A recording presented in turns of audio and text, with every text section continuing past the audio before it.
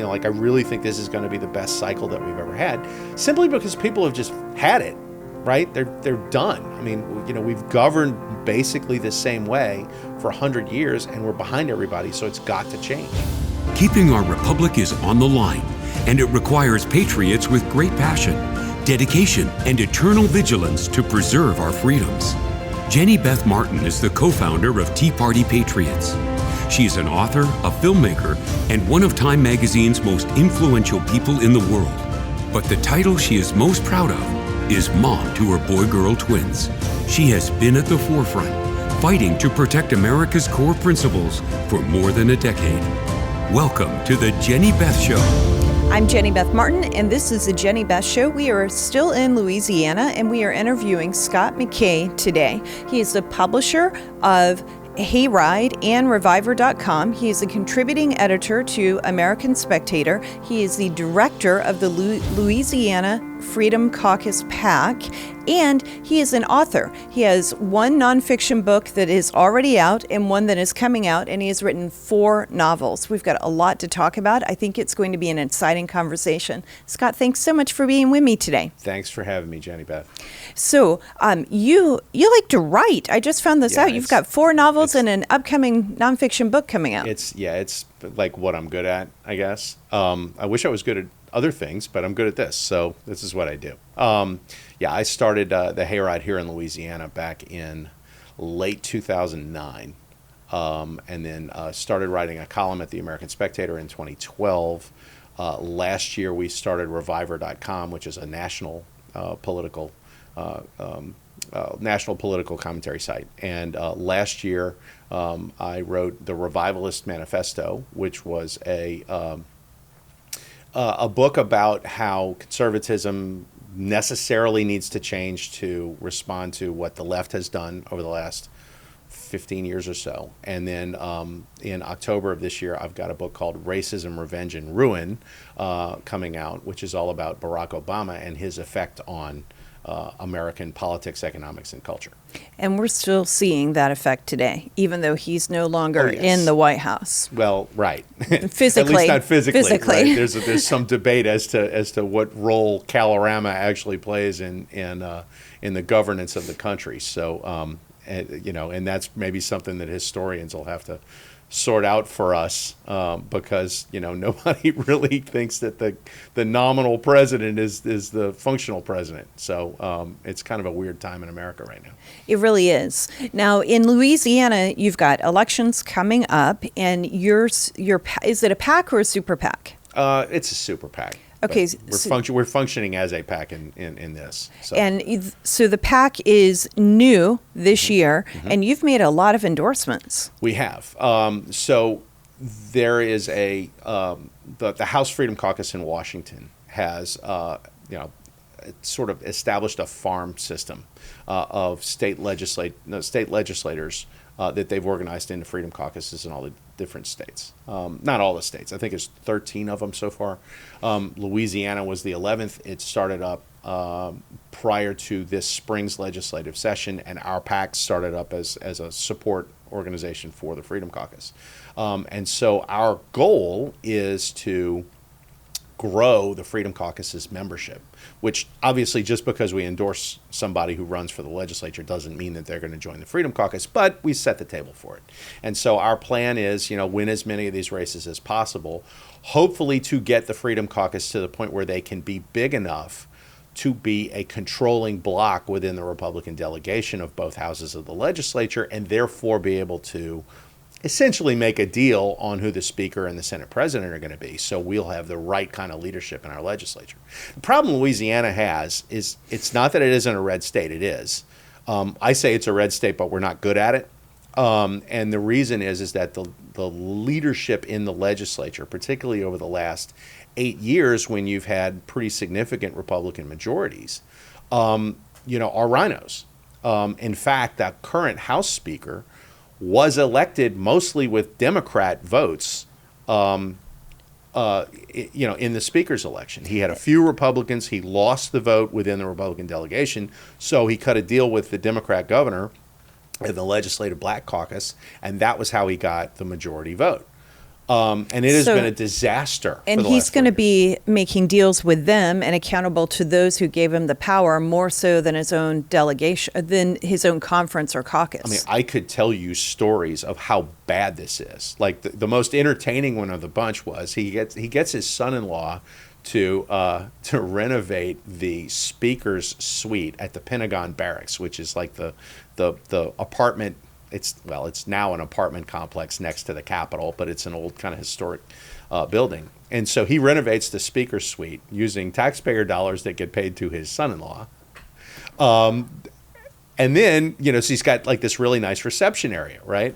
So he throws the speaker's lunch every week at the same time that the delegation is supposed to meet. And therefore, the delegation doesn't have a quorum. And for 4 years, they haven't been able to have a quorum to do a meeting because Clay Scheck-Snyder is the House Speaker, who's the guy that did the deal with the Democrats. Like Scheck-Snyder is making sure these guys can't meet so that they can't pass a resolution that condemns him for whatever he did the previous week. And it's been, for 4 years, it's been this like utter disaster. Yeah. And of course the state media doesn't really follow any of this stuff because they don't care what happens within the Republican Party or any of that. And if they did, they would be on the opposite side of the majority of Republican voters.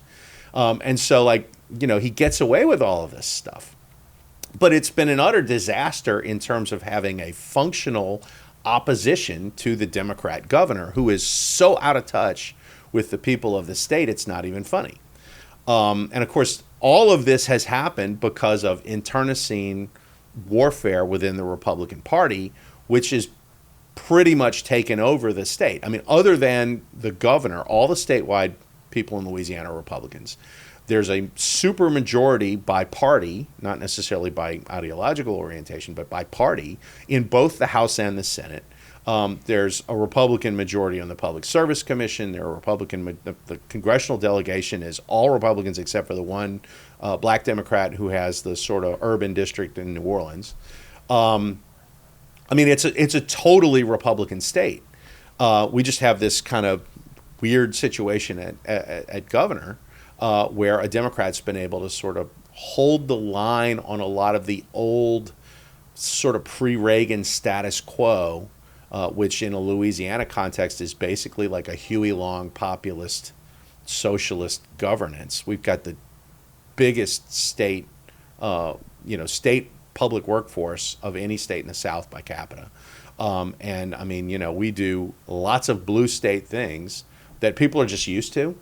We're desperate for some real reform of how the state governs itself because it's dysfunctional. I mean, we're like at the bottom of everything. And this is a state where that should not be the case.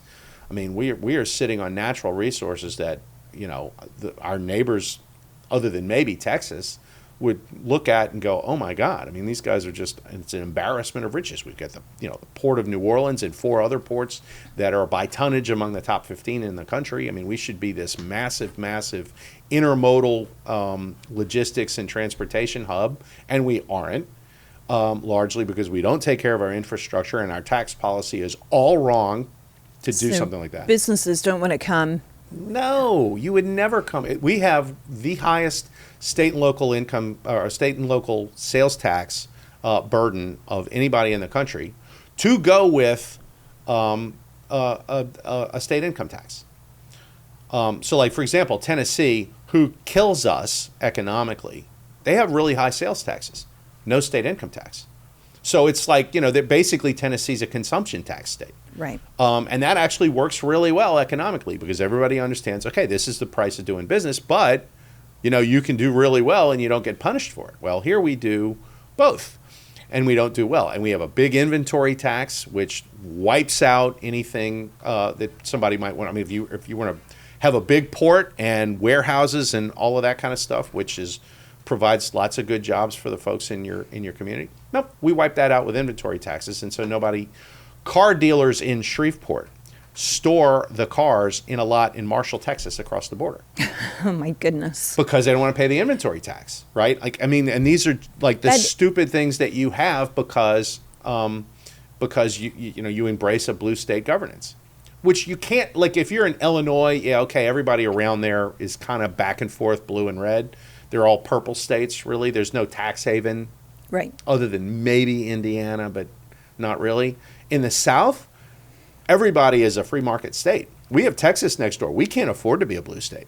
No, if you want to compete with Texas and get people to move to Louisiana or stay in Louisiana instead of going to Texas, something has to change. Yeah, absolutely. And so, at least on the right, this is understood now. And I think this is going to be the election cycle where you're finally able to kind of break through this and get it done. But we're too late because Mississippi is phasing out their state income tax. Arkansas, Sarah Huckabee Sanders is the governor now, and she came in with all of the frontline, cutting edge Republican policy proposals, and they're going to phase out their state income tax. Texas has already gotten rid of theirs, or I don't even know if they ever had it. Tennessee doesn't have it. Florida doesn't have it. And we're a paragon of out-migration at this point because we're getting annihilated by all of our neighbors. And so, there are a couple of restaurant chains that originated in Louisiana of recent vintage. One of them is Raising Cane's, the fried chicken place, and another one is Walk-On's, the sports bar chain. Both of them started in Baton Rouge, people who are contemporaries of mine. And the growth of their they both have their corporate headquarters per se is in Baton Rouge, but the growth in both of those businesses, Raising Cane's is in Texas, Walk-On's is in Georgia, because they didn't want to grow their business in Louisiana. And it's all because of tax policy. It's because of bad education. It's because of crime. It's because people don't want to move here. And it's public policy oriented. This is not a bad place to live. It's hot in the summer and it's humid, but other than that, it's great. I mean, the quality of life in Louisiana is really pretty good. And people love to come visit here.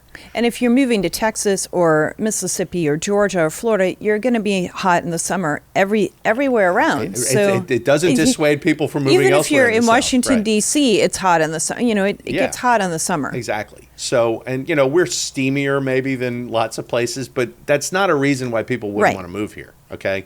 I mean, they're building things close to the Everglades in Florida, which is the same climate that we have. Exactly. So that's not an excuse. It's all about public policy and the effect that it has on society. And we have been a very interesting petri dish where that's concerned for the last, basically 100 years. And the sort of transformative event was, unlike other states in the South, we had Huey Long show up, who essentially brute forced his way into being a transformative leader and created Louisiana as a sort of blue state socialist paradise. And we've been falling behind everybody else in the South ever since. And it's a Republican state, but it's all about having the audacity and the courage to actually go and rip out that form of governance and install something that looks like it was intended to be successful. And I think we may start to get that next year, but we've only taken baby steps in that direction thus far. So with the endorsements you've made, what kind of people you've made? How many did you say? 30? Right now it's 39. 39. So that is a lot of endorsements. We probably won't go through every single one. But Right. what are you looking for when you're making endorsements? How are you deciding that? Well, there's a strategic component of it. So sometimes you get in these races where that the favorite is really good, may not necessarily be a Freedom Caucus person, but will align with the Freedom Caucus and agrees with all the goals. And if they're the favorite, we want to get them close to the current members of the Freedom Caucus. That's some races. A lot of races, actually, we've been very fortunate because this cycle seems to be the cycle that people who, they may have been sort of ordinary movement conservatives at one point, but have been, I don't want to say radicalized, but have started to see the light, right? Like, hey, we have to be a little bit more muscular form of conservative. Seen a ton of those folks. And it's largely national politics that's driven it, but, everybody knows what the problems are in Louisiana. And what I'm noticing is, and some of these endorsements have been really pretty easy for us, that we've talked to some candidates and we've done research in races, and we've found people that, like, we would have recruited to go run, because they're real conservatives. They get it. They're willing to break some eggs to make an omelet, which is the number one thing that we were looking for is, I call them good time Charlies. You get a lot of people in a state legislative context that what they really want to do is go to the cocktail party after the session ends, and get romanced by lobbyists. And most of that ideological stuff is for the folks back home. But once I get to the Capitol, right, it's all about what deals I can make and, feather my own nest and this kind of thing.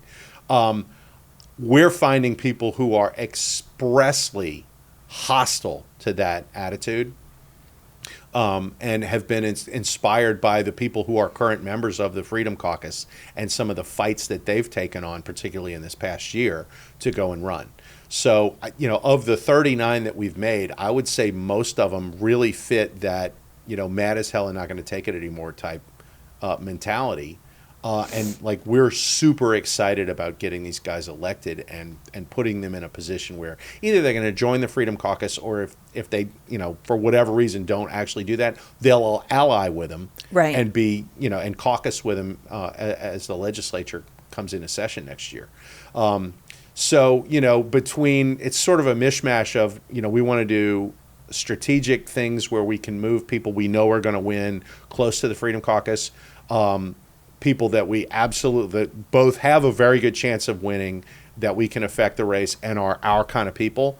And we've even taken a poke at some folks that, may not quite be favorites in their race, but endorsing them as a political statement. So, for example, we've had 3 priorities in this. The first one is we want to get everybody who's currently in the Freedom Caucus either elected, because a couple of them are House members running for Senate, or reelected if they're running for reelection. Then the second thing was to identify people who could be potential Freedom Caucus additions as they get in. And then the third priority is to do some rhino hunting, which is the fun part. And the neat thing about this is we've actually uncovered several races where we can do priority 2 and priority 3. Oh, that's good. Yeah. Yeah, so those are the really fun ones, right? Right. Because there are people that have R's next, and this is not just Louisiana, and it's not just this cycle. There are people who put R's next to their name that have absolutely no business doing it, and so we've been able to identify some of those, and we're doing a lot of underground stuff. We're doing memes. We're kind of texting in districts, and we're doing things that are not wasteful money wise. Too many, and the deal is that our PAC's not consultant driven. Consultant driven means, well, I want commissions on TV ad buys. And so you go and you throw $1 million out there that really makes maybe $100,000 worth of impact at best. And explain how that benefits the ad buyer, because there are people who may not understand that who are listening right now. Right. Okay. So let's say you buy $1 million worth of TV ads. Well, you just made yourself $150,000 because that's the commission that these guys get. And so most political consultants operate on the basis of, whatever you do, get paid. So, and obviously we have vendors, but I'm the director of the PAC, I'm making the decisions. And so I don't need to take a commission. I'm already getting paid by the PAC. And so the media buys and all that kind of stuff, when I'm doing them, and most of what we're doing right now is we're doing texts in districts, with not standard campaign texting, right? Which is very anodyne and sort of, they got some 22-year-old right out of college to dummy it up and then they send it out. The stuff that we're doing is actually designed to be shareable and viral, because the theory is that, we send this out to the chronic voters who are kind of influencers and super political and whatever, and they grab this and they go, oh, great. So they copy it and they paste it into a Facebook message or a tweet, and all of a sudden you spend $500 and it plays like 5,000. And in a legislative context, it's much, much better to do it this way. Than to do some, TV ad that plays to a whole market, only a little segment of which is that legislative district. That's what you do if you're trying to get paid. So we're hoping that we're going to make a very outsized, impact on a lot of these races. And we're seeing evidence that, we may. Now, the good news is that a lot of our people will take credit for when they win. They're going to win anyway. But, it's okay to come on for the big win. But there are going to be some races where we're going to be able to play an outsized influence in the race and get somebody really good elected. That's really important. Where can people go to find the endorsements you've made? LA Freedom Caucus PAC.org is our website. And also, we've reported all of it at the Hayride as well. Okay. So if you go to the hayride.com, you can see it too. And when you talked about that people are mad as hell and they're not going to take it anymore, it seems to me, as I've been watching how Louisiana politics seem to work. You've got this Democrat governor, and you have this attitude among people in the state legislature that the way to get reelected is just to bring tax money home on so projects, and then they brag about it. Well, we got this bridge or that project or the band uniform or whatever all it might be, ignoring where the money is coming from, whether it's coming from the federal government or the state government. It's taxpayer money or it's borrowed money that has just been printed in Washington, D.C., and it drives taxes up, and it's driving the cost of goods up everywhere. So everyone's paying for it, whether you bring a little bit of this stuff home or not. Well, and this is something that the Freedom Caucus in Louisiana really fought on, not successfully because they didn't have enough people, but from the standpoint of winning the argument, I think they did. So the state had a $2 billion surplus. And the plan was, well, let's take this money and let's pay down state debt. And the reason for that is that local school districts, for example, are paying debt service for, I guess it's pension funds. And if you pay that down, they're going to have money free that they can then give teachers a pay raise if they want. And therefore, you actually can preserve the structure of how this stuff is supposed to work, which is school teachers work for school districts, which are local things. And so if they get a pay raise, it should come from a local government and not the state. Right. And of course, the way this gets reported in the corporate media and all the rest is completely just bizarre. But the Freedom Caucus had an idea that said, look, we're going to use this money because it's one-time money. We have no idea we're going to continue to have this kind of surplus. Explain why it's one-time money. Because it's federal dollars.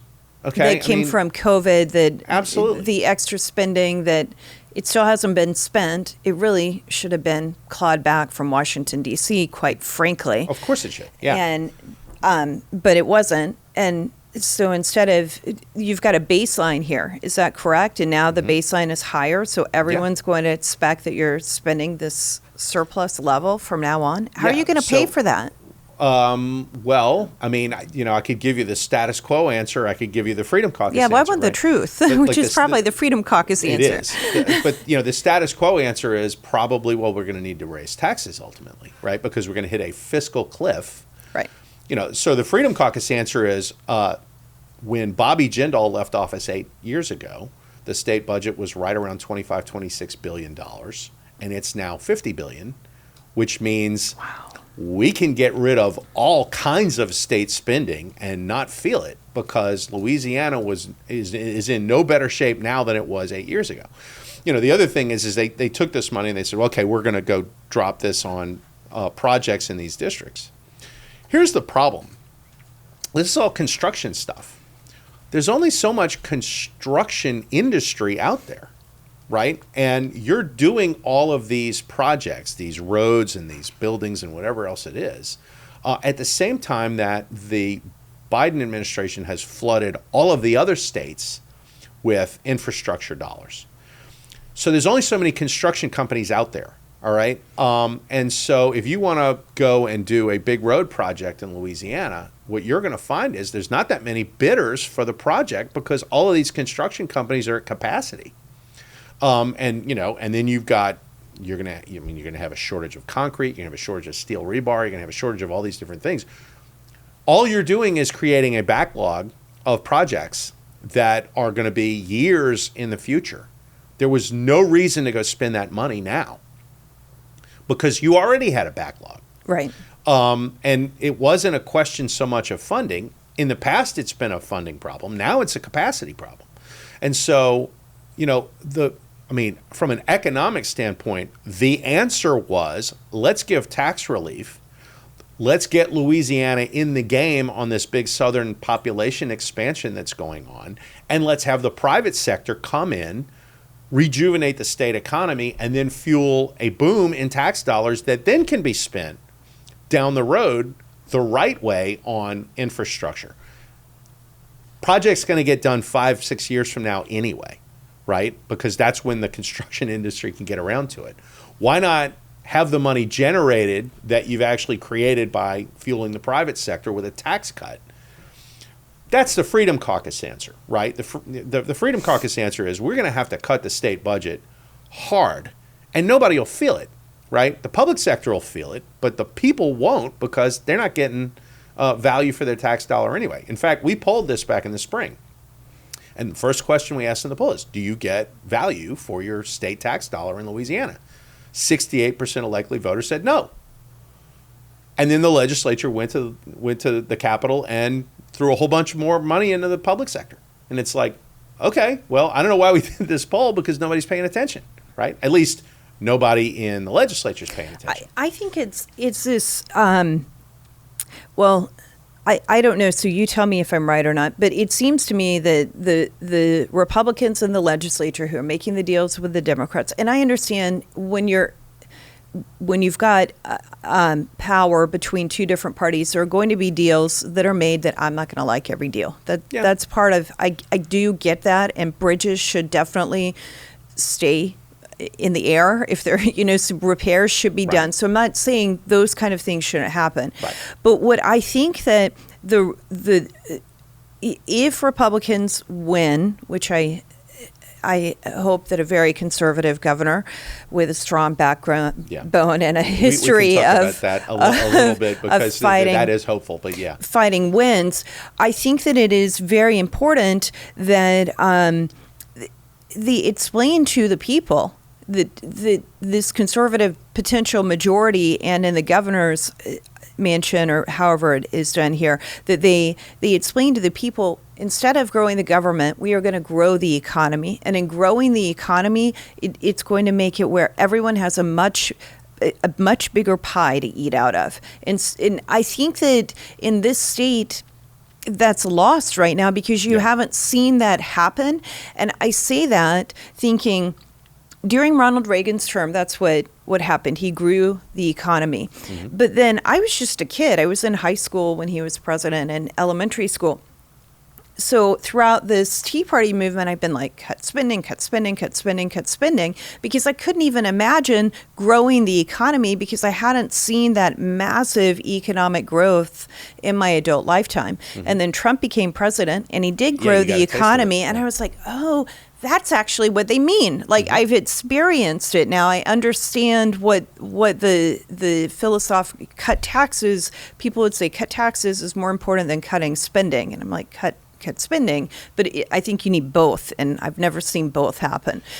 Well, the thing is that if you cut taxes, what you're really doing more than anything else is you're keeping spending level. Right. Because as a percentage of the economy, it becomes smaller. And having that kind of growth here in the state, I don't think your state has experienced that, not in a long time. Well, in fact, it's worse than that. So you and I are about the same age. So I was a kid in the 80s when Reagan was president. The 1980s in Louisiana were a lost decade. Wow. So, because the state's economy, much more so then than now, but the state's economy was directly tied to the price of oil and gas. So Reagan opens up production elsewhere and the price of oil drops from, it was like $75, $80 in like 1970 to $15. And so all the offshore oil platforms and everything else in Louisiana, I mean, it all just shut down because, I mean, you had a glut of oil on the market. So we didn't have an economy. And, you know, the worst thing, and this kind of may sound counterintuitive, but it's true. The worst thing that can happen to you is a good economy that you don't participate in. Yeah. Because all your people leave. Okay, a bad economy, like the Obama economy, it wasn't so bad in Louisiana because nobody could go anywhere, right? Like Nashville had a crappy economy just like New Orleans. But when Nashville's got a great economy and Dallas has one and Tampa has one and Houston, people leave. And then you've lost the human capital that would result in businesses, you know, starting up and growing and so forth. And so now you have a labor shortage of really high quality, skilled people who can create wealth. And so, like, we had this massive brain drain in Louisiana throughout the 80s. Everybody moved to Texas and Florida and you know, Tennessee, where tax policy was such that they could take off and really grow. And so, you know, like, we've like an economic boom in Louisiana. We haven't had one since the 70s. And that was solely fueled by OPEC and all of that stuff, driving the price of oil through the sky so that, you know, like everybody made money in Louisiana in the 1970s. And the problem is that people in Louisiana look at that and they go, well, Edwin Edwards was like a great governor. And this guy was a kleptocrat. He was one of the worst governors you can imagine. And I mean, he stuck his hooks in every legitimate business in the state.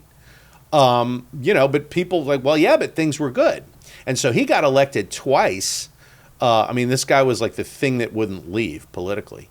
And he gets reelected in he served his 2 terms from 71 through 1980. Then he got reelected in 83 when the state's economy went down the tubes, and there happened to be a Republican governor in office at the time. And then, you know, promptly gets indicted, manages to beat the rap, but his 4 years in office were a complete disaster. But then he came back in 1991. And that was the famous Edwin Edwards versus David Duke. Oh, yeah. Jungle primary election, which we can talk a little bit about if you want. And then from 91 to 95 was another disaster. And ultimately he got indicted and convicted after that.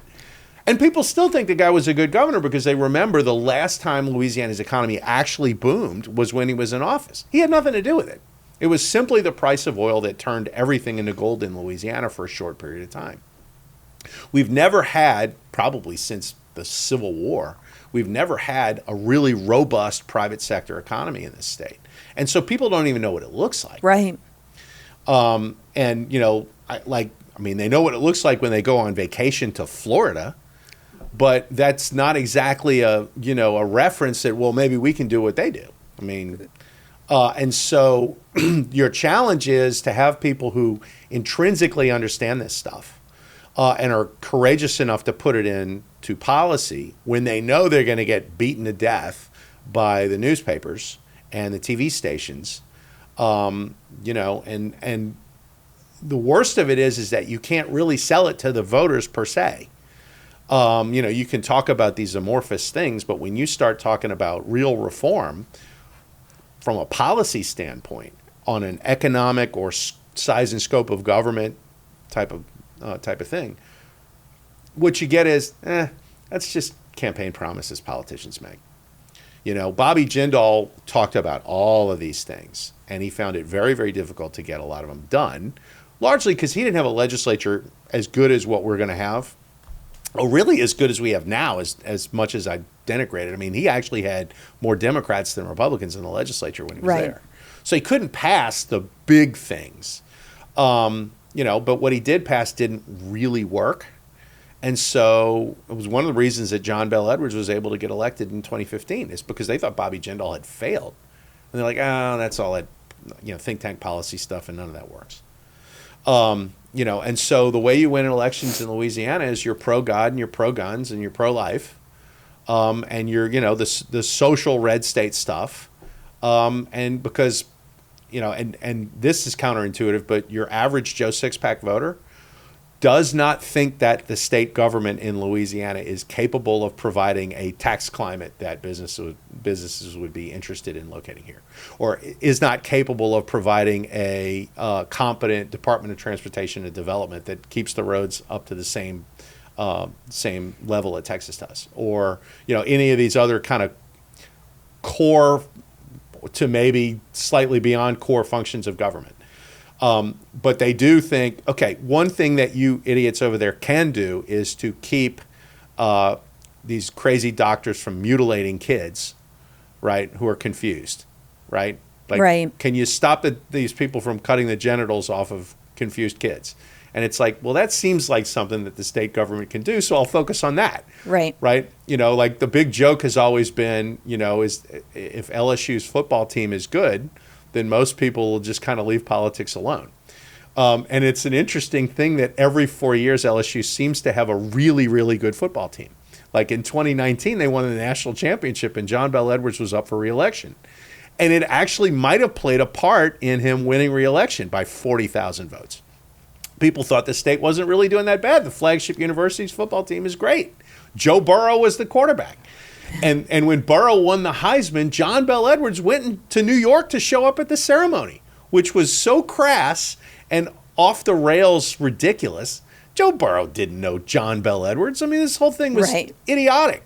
But he was there glomming on to the Heisman winner. And it's one of these things because nobody thinks that state government's capable of doing anything right in this state. And, you'd say, well, that's really cynical. It's like, yeah, but that's what the evidence shows, right? Like they've been awful for decades and have show absolutely no propensity to make any change. I mean, we have a Department of Children and Family Services that has a record of placing kids with child molesters. And it's like, okay, maybe we should devolve some of this down to the locals and see if they can do a better job. Yeah, protect the kids. I mean, at the very least, don't harm children. Right. It shouldn't, and that's probably why they're like, just stop with the mutilation and no molestation and let's take care of our children. These are basic things that society needs. It's not that hard, and we don't really want to hear excuses about this. If you can't change tax policy, at least do this right. But we have our DCFS in Louisiana is such a joke. And I mean, I'm just using this as an example because there's lots of state agencies that I could tell these stories about. The last big major tax increase push that was John Bel Edwards' first term when they jacked the state sales tax up. And I mean, it was hundreds and hundreds of millions of dollars worth of tax increases. They actually sent the woman who ran Department of Children and Family Services in Louisiana to tell a sob story about how the fleet of cars that DCFS has is aging. And if there aren't tax increases, they're not going to have money to fix these cars. And so the cars will, and I'm not kidding, this actually happened. She said, our fleet of cars will break down this summer and we will have kids with heat stroke in the back seat that we're trying to transfer to foster homes. She actually went in front of the press and told this sob story. All of the cars would automatically break down, of course. This was going to happen if you didn't submit to a half-cent state sales tax increase. Of course, John Bel Edwards said they were going to get rid of college football in this state if they didn't get a tax increase as well, because the universities wouldn't be accredited anymore because they lose funding. All of this was ridiculous. Right. And this was all to justify tax increases, not to support the size of government that was already there. It was to support the growth of government. And like I said, the state budget has doubled in 8 years as a result of the tax increases and also, free money from the Biden administration.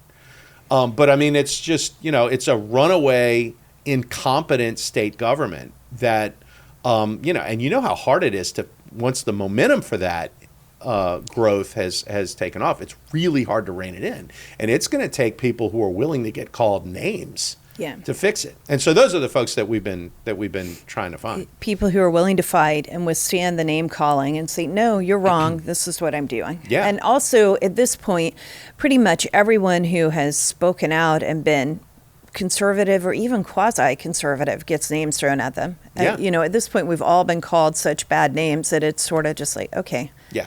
When the Tea Party movement first started, people weren't used to it and hadn't had those attacks themselves. And now they're like, oh, they're not actually all those. You're not the devil we thought you were. It loses its luster after time because people, start, oh, yeah, okay. Like you said, when Trump came along and they called him all these names, like, you called Mitt Romney that. Right.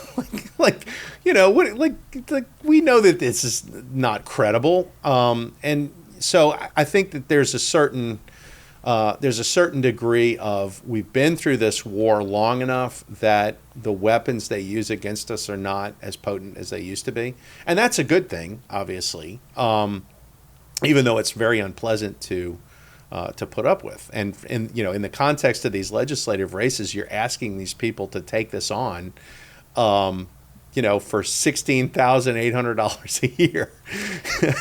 And you can't raise it. They've a couple of times it's been, put it like, we should give the legislators a raise because maybe we'll get better people. And that's a non-starter. You can't sell it. And I'm actually not opposed to it because at $70,000 a year, I think I probably can get maybe more middle class folks in because, typically a lot of these people, you get trial lawyers, right? They work 6 months of the year and make plenty of money. And then, I'm either going to go, hunting elk in the Yukon or I'll go to the legislative session.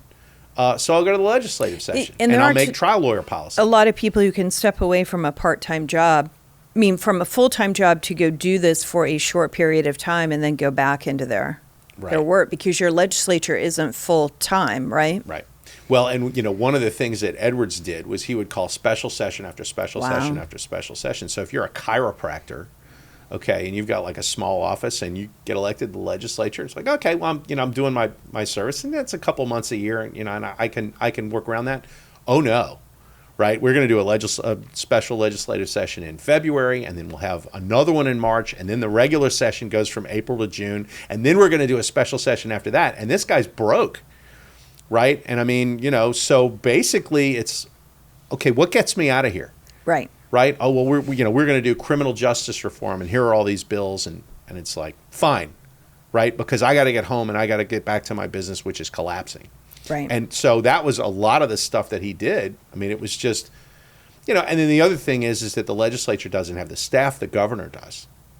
So when you get into a budget situation, it's a game of hide the ball. And so the legislators are trying to figure out where all this money is being spent because they know that there's waste. Right? Let's squeeze the waste out, and then we can do a tax cut, and we can do all these other things. But they don't have the staff to go through the budget in anything remotely close to the timely fashion that needs to be done so that they get into the legislative session and say, okay, these are the cuts, right? We saved X amount of dollars, and this is the way it works because the governor brings the budget. Right. And it's designed as a rubber stamp process. And so, this thing just gets ratcheted up and up and up and up. And before you know it, over 8 years, you've doubled the size of the budget. So fixing that is a Herculean task that's going to require people who are, willing to, who knows, death threats or, whatever else. When you start saying, okay, we're going to cut some, we're going to cut some jobs at state. We're going to cut salaries. We're going to do all these different things because we're spending way more money than we ever should. And it has to come back into line or else we can't rescue the private sector before it leaves to go to Texas and Tennessee and Florida and now Mississippi and Arkansas. So when it comes to the governor's race, you've got a really good candidate who the party has endorsed, and it seems like everyone has come around. Is that correct? This is interesting because, compare it to 4 years ago where you had a congressman who was in a lot of respects a good candidate, but in other respects was not. And then you had a longtime donor to the party and conservative causes. This was an industrial contractor, were the two candidates. And everybody else stayed out, largely because you're running against the Democrat incumbent, and the guy's going to have all kind of money, and there's a big challenge. And everybody thought that Senator John Kennedy was going to get into the governor's race. And he flirted with it very heavily. But he decided not to run. And so you kind of went at it with about half a field. This year, you actually have a great field. But Jeff Landry, who's the Attorney General, is a classic example of a politician who does all the work. I mean, like this guy is a very, very good, the best retail politician Louisiana's had since Edwin Edwards came along.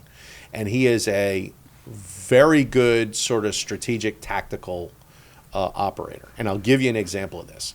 And it's actually something that that some people within the conservative movement in the state have been a little reticent about. But the history of gubernatorial races in Louisiana is if you antagonize the trial lawyers, because this is the most over-lawyered state in America. I mean, if you guys have been driving around the highways and you notice the billboards, I mean, other places have businesses that advertise on billboards.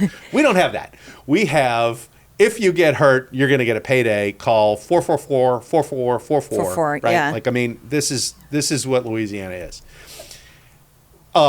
I've seen that in Phoenix also, by the way. Okay. I think even the same number, maybe, but yeah. Yeah, well, I mean, 444-4444 is the best phone number you could possibly have if you're a trial lawyer. And so those numbers are all held by trial lawyers. Anyway, but these guys are massive, massive, massive funders of election campaigns. And one of the kind of genius things that Jindal did, or his team did, when he got elected in 2007 and 2011, after losing in 2003 and learning their lesson, was that he made his peace with them. Because a lot of these guys make a lot of money. I mean, they're not total Democrats. I mean, they're actually nationally, most of them probably are Trump voters, right? I mean, they don't want to pay a lot of taxes, okay? But, they're a special interest. And so Democrat politics is special interest politics, and they've pandered to trial lawyers, which is why our car insurance rates are the highest in America, and why our business insurance rates are through the sky and all the rest of it. So anyway, Jindal made his peace with him. Hey, I'm not going to mess with any of your stuff. So David Vitter, who was the Republican nominee, we don't have nominees, we have a jungle primary, but he was the leading Republican candidate, absolutely declared war from the very beginning on the trial lawyers. And they spent $11 million on PAC ads talking about hookers.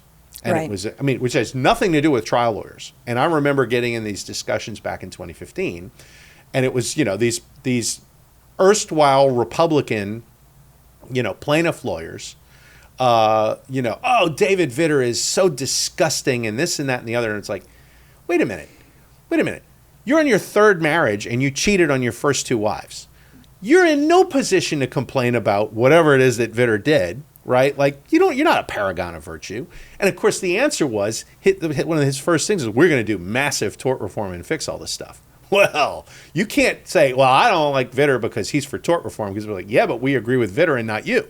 So the answer is hookers, right? And so they went all out on hookers. And it was enough, particularly when you had two other Republicans in the race who were also talking about hookers because they had nothing else to say.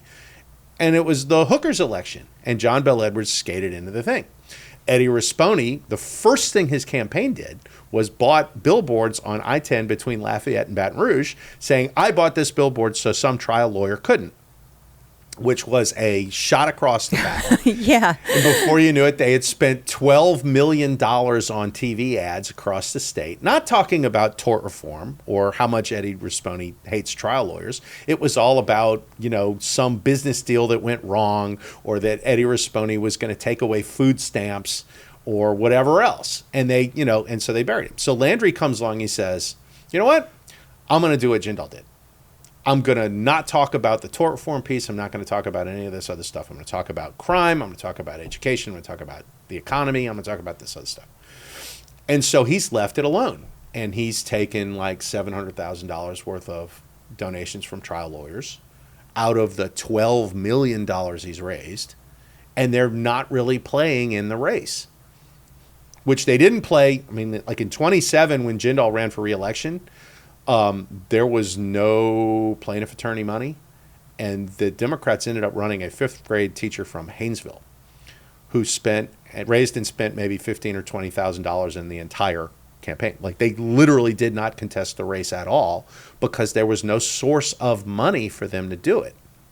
So Landry has largely taken a page from that book, and it's the reason why the top Democrat in the race is the old Secretary of Transportation and Development, whose campaign is like laughable. This is the campaign that you dream about as a Republican to run against somebody like this, because his entire campaign thing is, because he was a Secretary of Transportation, I'm a bridge builder. And the thing is, he's built no bridges. It's his job to be a bridge builder, but he does a bad job. And like, for example, if you guys flew into the airport in New Orleans, they built this airport. They started building it in 2011. The airport was finished in 2019.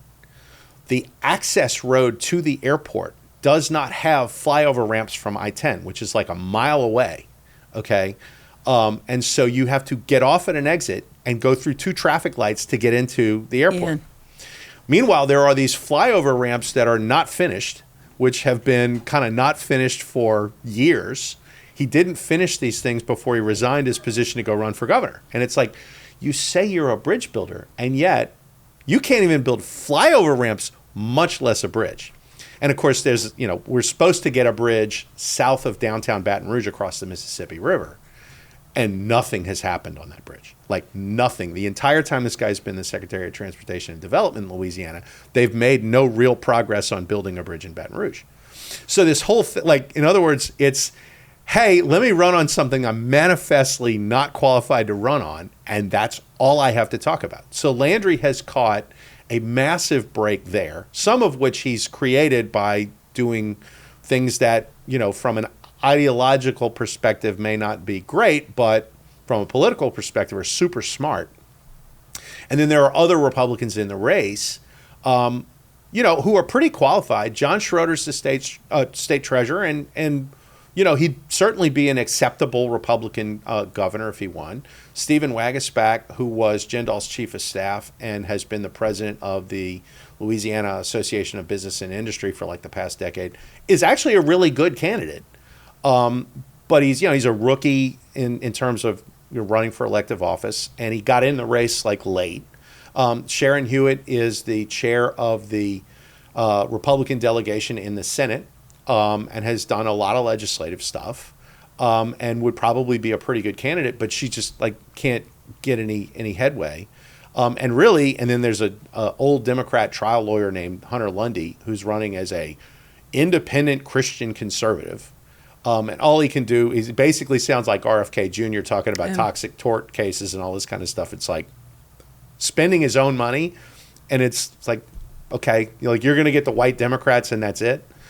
So he actually has hurt Sean Wilson rather than hurt Landry, despite the fact that he's running as a Christian conservative, which is kind of sort of Landry's thing. So this thing has set up really perfectly well for Landry to just walk away with it, because all of the other Republicans are kind of playing crabs in a bucket, beating each other up rather than being able to lay much of a finger on Landry. And so he's at 40% in the polls in the primary. And really, the question isn't whether he wins. The question is whether he can win in October rather than have to go to a runoff. Right. And one of the Republicans that wasn't really getting any traction, Richard Nelson, who was a state rep, just recently dropped out and endorsed Landry. And so the question is will one of these other ones drop out? And will that momentum start maybe moving him closer to 50? I don't know that it's likely, but it's possible. And it doesn't really matter, because if he gets in a runoff with Wilson, it's a minimum 60-40 race, because Democrats are very unlikely to show up for the runoff. And there's no, Wilson, I don't even think Wilson's raised $1 million so far. Wow. It's because there's no source of money. The National Democrat money is not there because they know that they're not going to win this, and they're pouring all of their money this year into Kentucky, where they're trying to defend Andy Beshear, and a little bit into Mississippi, which is weird because they've got no chance to win in Mississippi. They're trying to beat Tate Reeves over there, but there's actually more money being spent on that race than this race. And one wonders maybe it's not a racial thing because Sean Wilson is black. And how come the Democrats are not funding the black guy? I don't know. Anyway, so there's this. And it really sets up well for Landry to win with a mandate, which is a big deal. Right? Because, and, in the polling that we've done, the voters in this state are very ready for a hard right turn. Now, how well that's defined among the electorate, I'm not completely sure. I know that they're not all that fired up. We did a criminal justice reform package with Edwards that hasn't produced great results.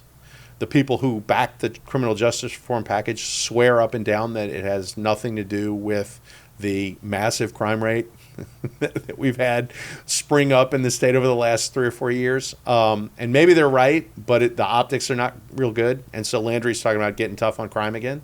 And that's played really well. It's spilled over in the attorney general's race where all the candidates are talking about, going hard against crime. And then, everybody knows that the economy in the state is all messed up.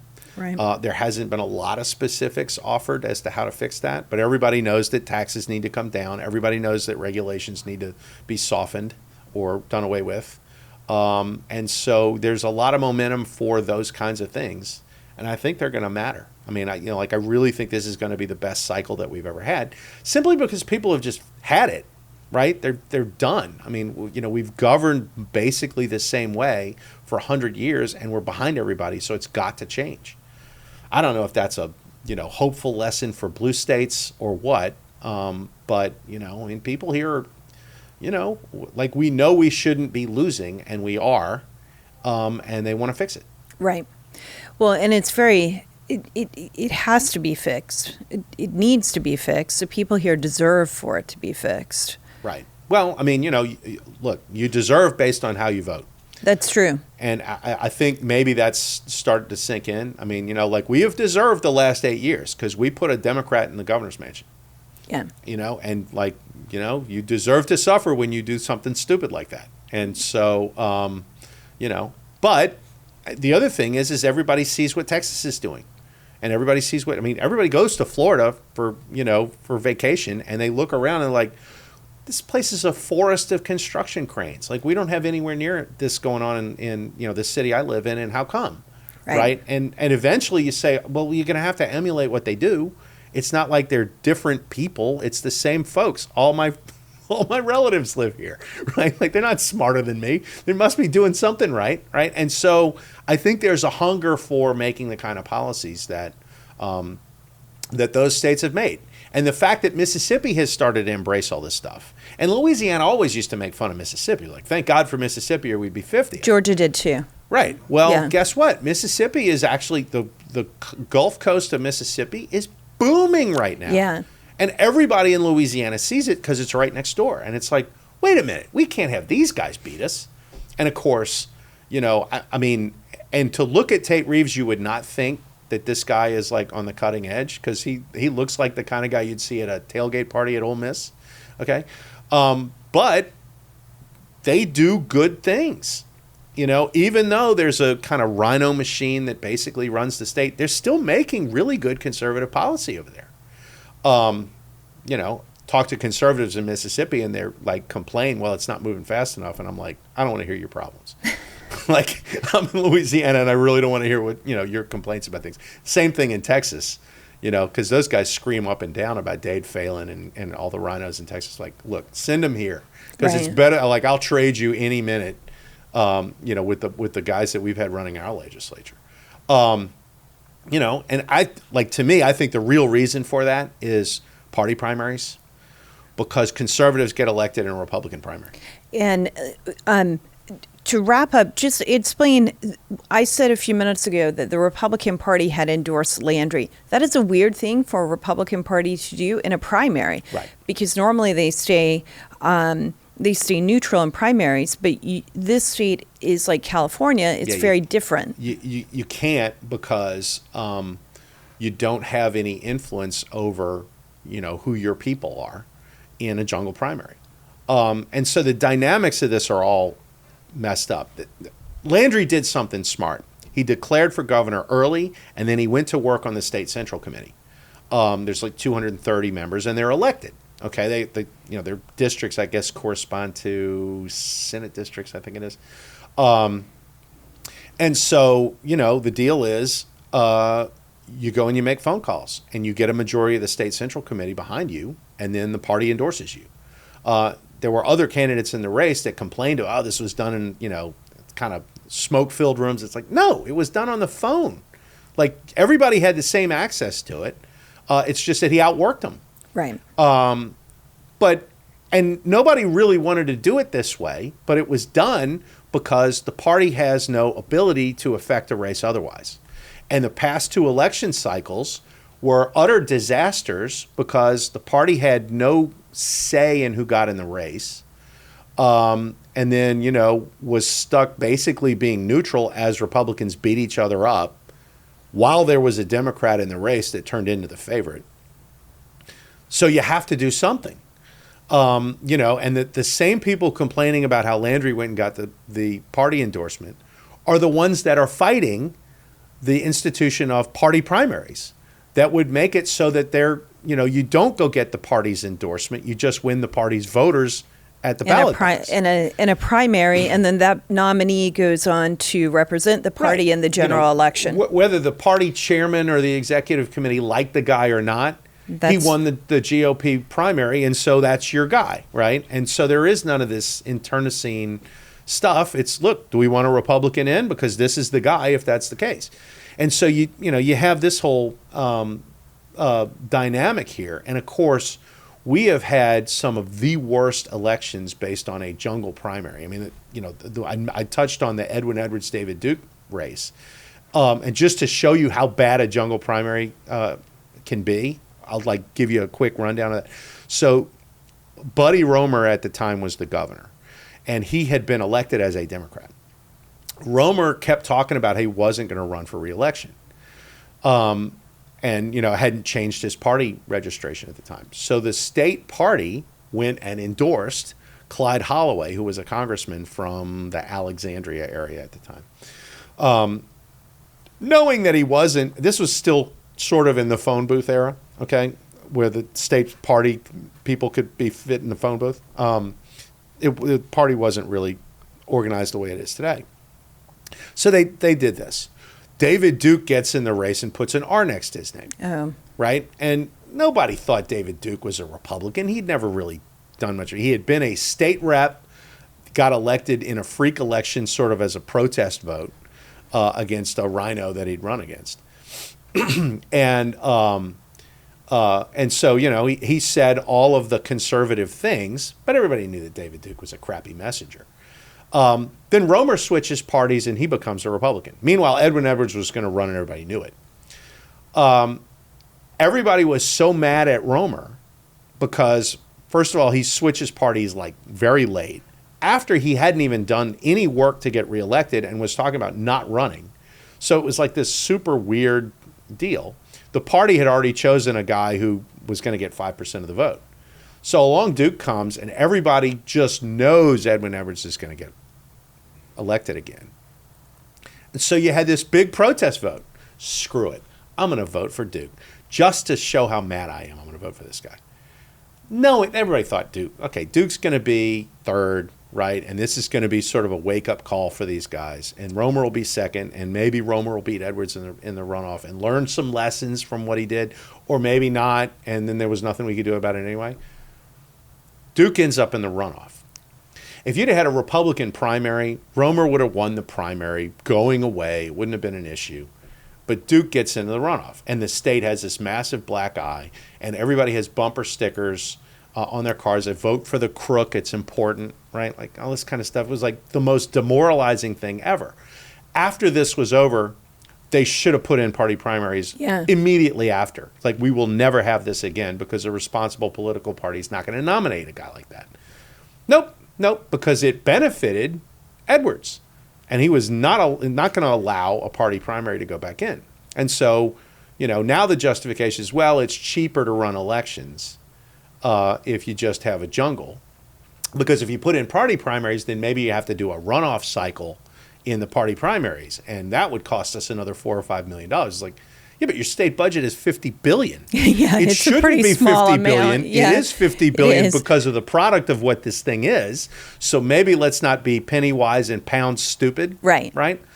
I think we're going to get this fixed, but the dynamics of our politics are bizarre as a result of this. And I think California maybe is beginning to find this out by doing the jungle. I mean, when they've experimented with a jungle in Alaska, it's been a mess. And now they're even worse with the stupid ranked choice voting they're doing up there.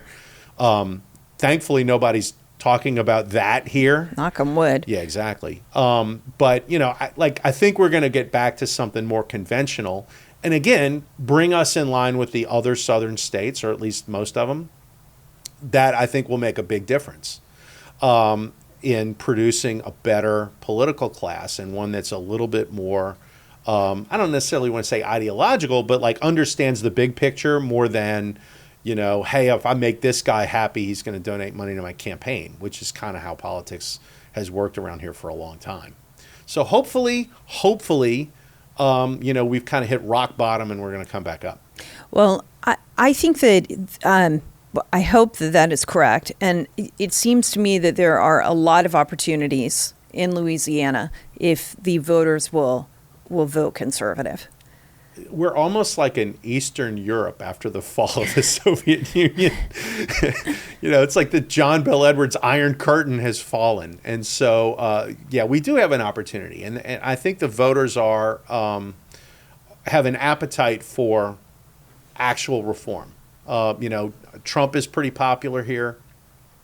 This is a red state that doesn't govern itself that way. There's a lot of frustration. The three biggest cities in the state are all in decline, which is Louisiana is by no means unusual in that respect. But, you know, and the folks are ready for something different. And along comes a conservative politician who I think is a better tactical and retail politician than the Republican Party has produced in a really long time. So, you know, like he's come along right when he needed to, and there is a lot of reason for optimism. Well, I am optimistic about the future for Louisiana. I've met some of the candidates, some of the elected officials, and I'm looking forward to seeing how things pan out during the jungle primary and also during the runoff. Yeah. Thank you so much for spending time with me today, Scott. Yeah, thanks for having me, and thanks for coming down here and checking out what might be the most interesting election cycle we've had in Louisiana in a very long time. I hope that it is. This is Scott McKay, who is interviewing with me, Jenny Beth Martin, on the Jenny Beth Show. Again, he is the publisher of Reviver.com and the Hayride, and he also is a contributing editor to American Spectator, and most importantly, right now, he is the director of the Louisiana Freedom Caucus PAC. So be sure to check out their website, look at their endorsements, and let's watch what happens in Louisiana and hope we can make this red state truly red. The Jenny Beth Show is hosted by Jenny Beth Martin, produced by Kevin Mooneyhan, and directed by Luke Livingston. The Jenny Beth Show is a production of Tea Party Patriots Action. For more information, visit teapartypatriots.org.